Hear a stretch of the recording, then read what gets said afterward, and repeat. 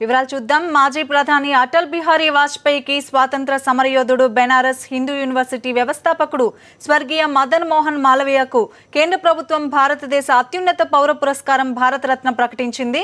వీళ్ళిద్దరి పుట్టినరోజు డిసెంబర్ 25 కావడం విశేషం. ఇద్దరికి భారతరత్న ప్రకటిస్తున్న విషయాన్ని ముందుగా రాష్ట్రపతి ప్రణబ్ ముఖర్జీ ట్విట్టర్లో ట్వీట్ చేశారు. వాజ్పేయి పుట్టినరోజు డిసెంబర్ 25ను సుపరిపాలన దినోత్సవంగా జరుపుకోవాలని ప్రధాని నరేంద్ర మోదీ ఇప్పటికే పిలుపునిచ్చారు. 3 సార్లు ప్రధానిగా పనిచేసిన వాజ్పేయి నాయకత్వం దేశానికి ప్రామాణికమని బీజేపీ అంటోంది. వాజ్పేయికి భారతరత్న ప్రదానం చేయాలని గడిచిన 5 ఏళ్లుగా బీజేపీ డిమాండ్ చేస్తోంది. పండిట్ మదన్ మోహన్ మాలవీయ విద్యావేత్తగా సుపరిచితులు. ఆయన స్థాపించిన బెనారస్ హిందూ యూనివర్సిటీ ప్రధాని నరేంద్ర మోదీ ప్రాతినిధ్యం వహిస్తున్న వారణాసి నియోజకవర్గంలో భాగం. స్వాతంత్రం రావడానికి ముందే మదన్ మోహన్ మాలవీయ కన్నుమూశారు. ఇండియన్ నేషనల్ కాంగ్రెస్ కు మదన్ మోహన్ మాలవీయ 2 సార్లు అధ్యక్షుడిగా పనిచేశారు. ప్రముఖ ఆంగ్ల దినపత్రిక హిందుస్థాన్ టైమ్స్ కు 1924 నుంచి 1946 వరకు ఆయన అధ్యక్షుడిగా వ్యవహరించారు.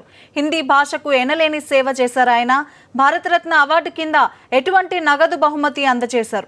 రాష్ట్రపతి సంతకం చేసిన సర్టిఫికేట్, రాగి ఆకు ఆకారంలో ఉండే మెడల్ను ప్రదానం చేస్తారు. ఇప్పటి వరకు వివిధ రంగాల్లో 3 మందికి భారతరత్న అవార్డు ప్రదానం చేశారు.